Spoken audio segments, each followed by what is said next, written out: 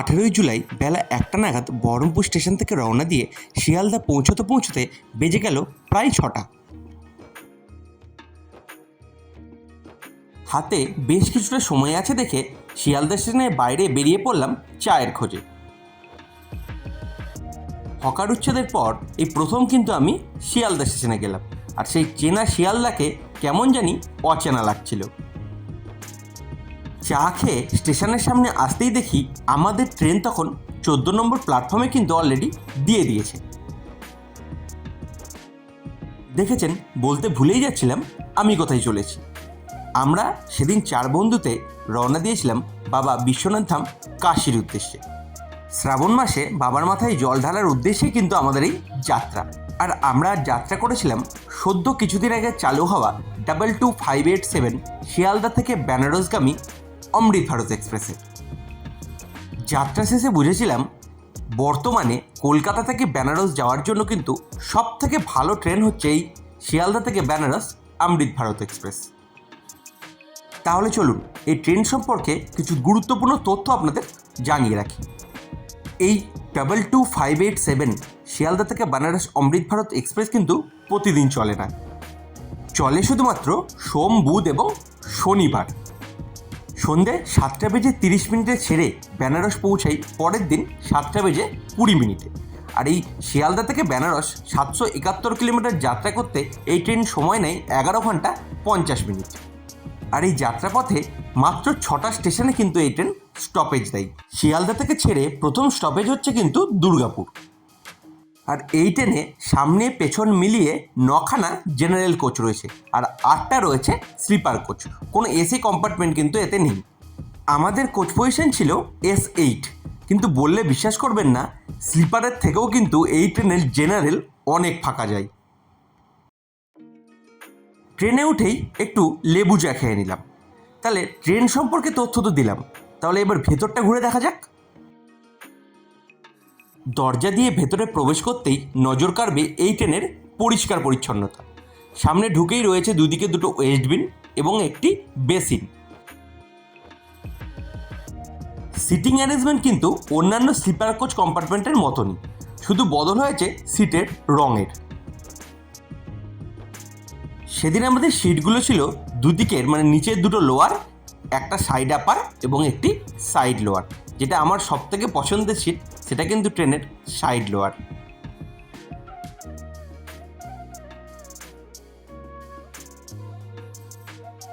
প্রত্যেক সিটের পাশেই কিন্তু রয়েছিল মোবাইল হোল্ডার, আর নিচে রয়েছিল চার্জার পয়েন্ট। চার্জার পয়েন্টের মধ্যে USB এবং Type-C, আর ওপরে ছিল প্লাগ পয়েন্ট। আর প্রত্যেক সিটে রয়েছিল কিন্তু একটি করেই বোতল হোল্ডার। এই জিনিসটা কিন্তু অন্যান্য স্লিপার কোচ কম্পার্টমেন্টে দেখা যায় না। বাইরের বেসিনে জলও ঠিকঠাকই ছিল। আর প্রত্যেক ট্রেনের মতনই দুদিকে দুটি বাথরুম, একটি ইন্ডিয়ান স্টাইল এবং একটি ওয়েস্টার্ন স্টাইল।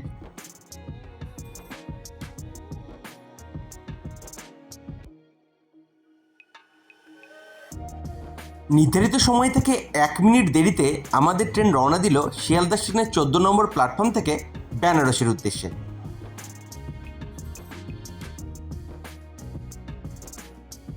এই ট্রেনে কিন্তু কোনো প্যান্টিকার নেই, তবে খাবার দাবারের সমস্যা কিন্তু আপনাদের হবে না। উইনারা আসবেন এবং অর্ডার নিয়ে নির্ধারিত স্টেশনেই কিন্তু আপনাদের খাবার পৌঁছে দেবেন।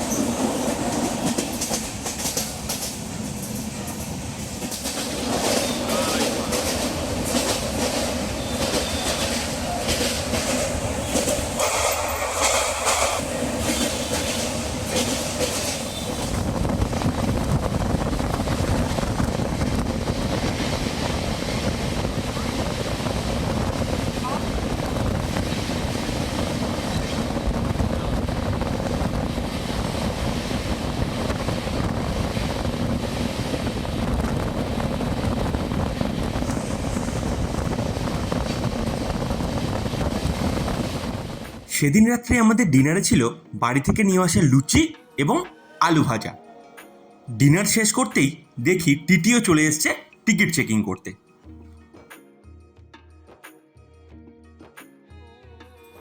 রাতের ট্রেন জার্নিতে কিন্তু বাইরের দৃশ্য কিছুই দেখানো যায় না, তাই বরাবরই কিন্তু আমার রাতের ট্রেনের জার্নির থেকে দিনের ট্রেনের জার্নি বেশি ভালো লাগে।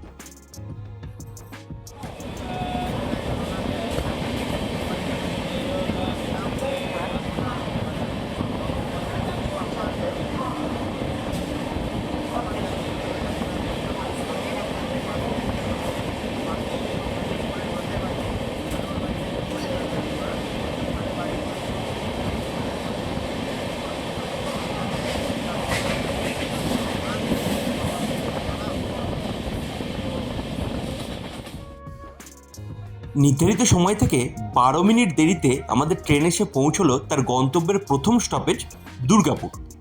আর সেই সঙ্গে শিয়ালদা থেকে শুরু করে আমরা 165 কিলোমিটার যাত্রাপথ কিন্তু সম্পূর্ণ করলাম। আর এখানে স্টপেজ টাইম ছিল 2 মিনিট।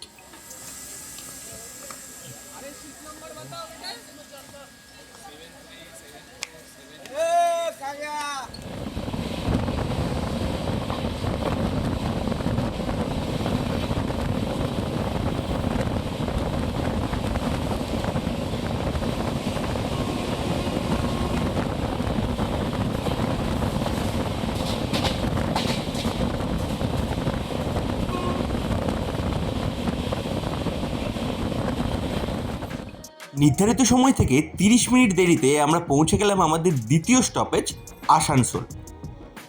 আর সেই সাথে শিয়ালদা থেকে যাত্রা শুরু করে 207 কিলোমিটার যাত্রাপথ কিন্তু আমরা অতিক্রম করে ফেললাম। এখানে স্টপেজ টাইম ছিল 3 মিনিট।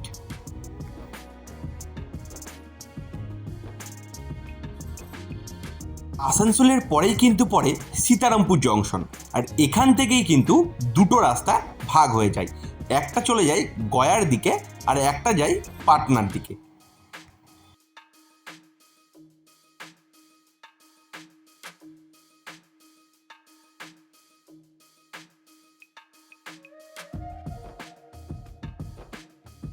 যে গাড়িগুলি ভায়া পাটনা হয়ে যাবে সে গাড়িগুলি থেকে বাঁদিকে দেখতে পাবেন গয়ার লাইনটি।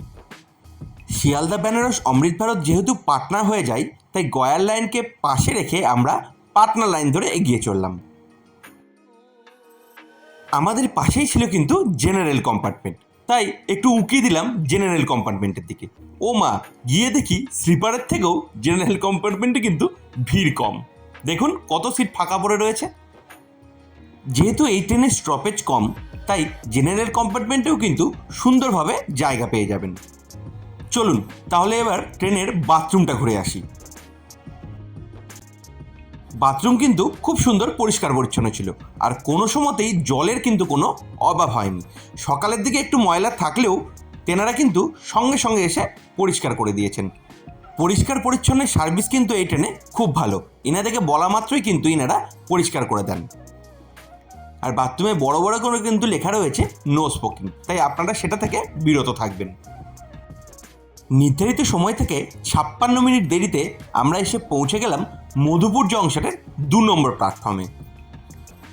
আর সেই সাথে শিয়ালদা থেকে যাত্রাটা শুরু করে 289 কিলোমিটার পথ কিন্তু আমরা অতিক্রম করে ফেললাম। এখানে স্টপেজ টাইম ছিল 2 মিনিট। মধুপুর স্টেশন ছাড়তেই শুরু হলো তুমুল ঝড় বৃষ্টি, তাই আর কিছু করার না পেয়ে বাধ্য হয়ে ঘুমের দেশে পাড়ি দিতে হলো। সকালে যখন ঘুম ভাঙলো তখনও দেখি বৃষ্টি কিন্তু হয়ে চলেছে। মাঝে রাত্রে একবার ঘুম ভেঙেছিল, তখনও কিন্তু দেখলাম বৃষ্টি হচ্ছিল।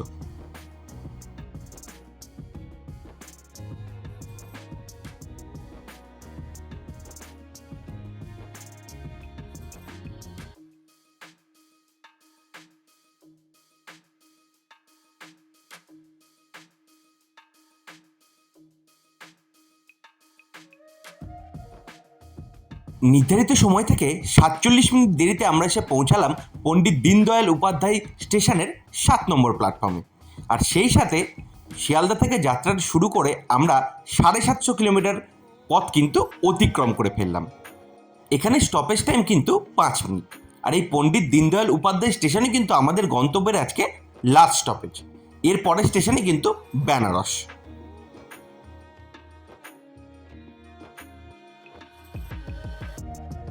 মোগলসরাই পার করার কিছুক্ষণের মধ্যেই কিন্তু দেখতে পেলাম আমাদের বাঙালিদের সেকেন্ড হোম কাশীকে।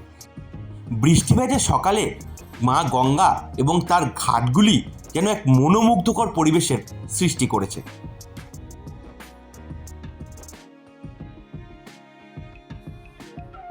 সকাল 7:40 আমরা পৌঁছে গেলাম বারাণসী জাংশন। অ্যাকচুয়াল বারাণসী জাংশনে কিন্তু এই ট্রেনের কোনো স্টপেজ নেই, তবুও বারাণসী জংশনে কিন্তু এই ট্রেন মাঝে মধ্যে দাঁড়িয়ে যায়, আর সেদিনও কিন্তু তাই হয়েছিল। তাই আমরাও এবং আমাদের সঙ্গে পুরো ট্রেনটাই বলতে গেলে বারাণসী জংশনে কিন্তু খালি হয়ে গেছিল। আমরা নেমে যাওয়ার কিছুক্ষণের মধ্যেই ট্রেন আবার রওনা দিল তার শেষ গন্তব্য বেনারস স্টেশনের উদ্দেশ্যে। আর আমরাও রওনা দিলাম সকালের কিছু প্রাকৃতিক কাজকর্ম সারার জন্য এক্সিকিউটিভ লাউঞ্জের দিকে। 1 নম্বর প্ল্যাটফর্মের ওপরেই রয়েছে কিন্তু দুটি এক্সিকিউটিভ লাউঞ্জ। এখানে এন্ট্রি ফি হচ্ছে 20 টাকা, আর বাচ্চারা যদি 4 বছরের বাচ্চা থাকে তাহলে কিন্তু সম্পূর্ণ ফ্রি। খুব পরিষ্কার পরিচ্ছন্ন কিন্তু এই এক্সিকিউটিভ লাউঞ্জ, এবং বাথরুমও কিন্তু খুব পরিষ্কার পরিচ্ছন্ন। এখানে আপনারা বসার সাথে সাথে জল, চা এইসব জিনিসও কিন্তু পেয়ে যাবেন।